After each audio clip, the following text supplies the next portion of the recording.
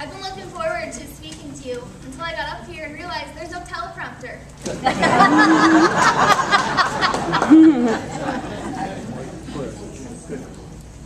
According to the Webster Dictionary, freedom is defined as the state of being free or at liberty rather than in confinement under physical restraint.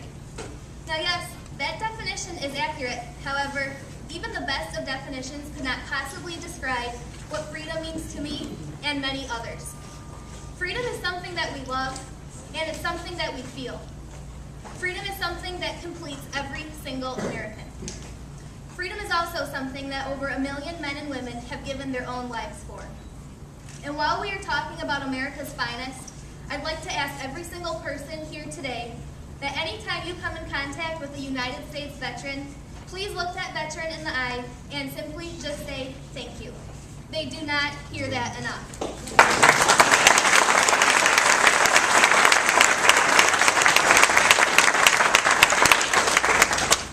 President Ronald Reagan once stated, freedom is never more than one generation away from extinction. We didn't pass it to our children in the bloodstream. It must be fought for, protected, and handed on for them to do the same. This quote reiterates the fact that freedom is not free and freedom is not guaranteed. If we as American citizens don't start taking action, this great nation that we love will never be the same. President Reagan also said, government's first duty is to protect the people, not run their lives. There may be some of you sitting out in the crowd right now wondering to yourself, what do we need to do to make sure our freedoms granted to us in the Constitution are not violated? Well, the answer is simple. We have to start caring. Just imagine if Patriot Samuel Adams never rallied up the colonists to fight in the Great American Revolution because he just didn't care.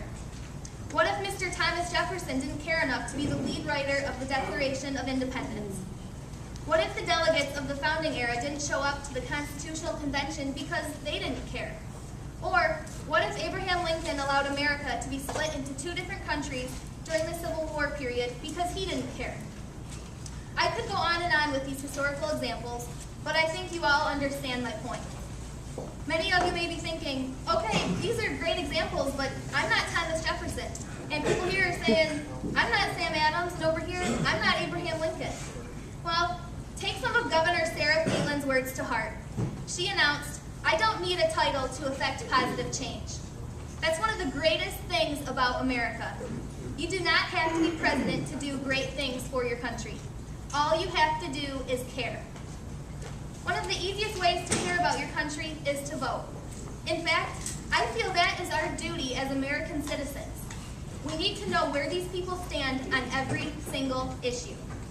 Do not just be a voter, be an educated voter. Be a responsible voter. We need to vote for the men and women who share the same principles as our founding fathers. And we must vote for the men and women who will enforce the United States Constitution to the best of their God-given ability.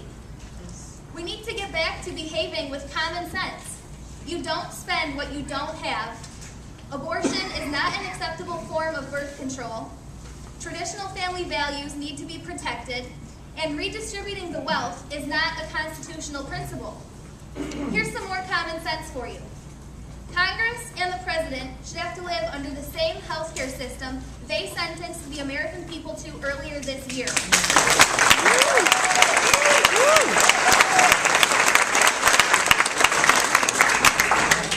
If it is good enough for us, it should be good enough for them. And going back to common sense, Michigan has been lacking in that area for several years now.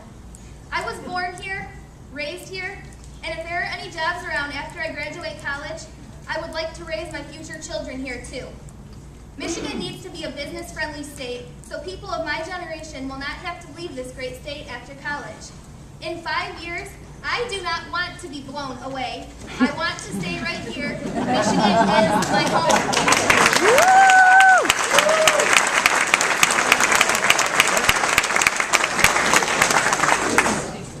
President Abraham Lincoln once declared, I like to see a man proud of the place in which he lives. I like to see a man live so that his place will be proud of him. Today, I ask that you cast your votes for men and women that will make Michigan, as well as America, prosper.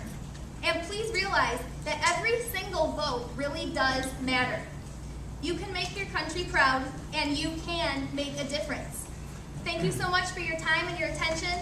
May God bless you, and may God continue to bless the United States of America.